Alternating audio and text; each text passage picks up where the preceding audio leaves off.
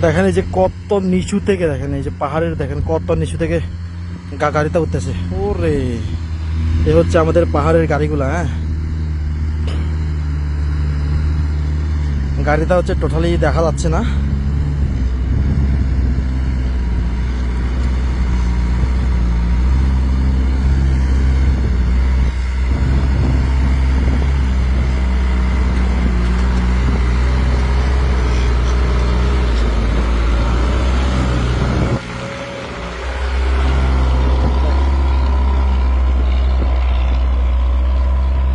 নিচে পড়ে গেলে হচ্ছে আপনার শেষ।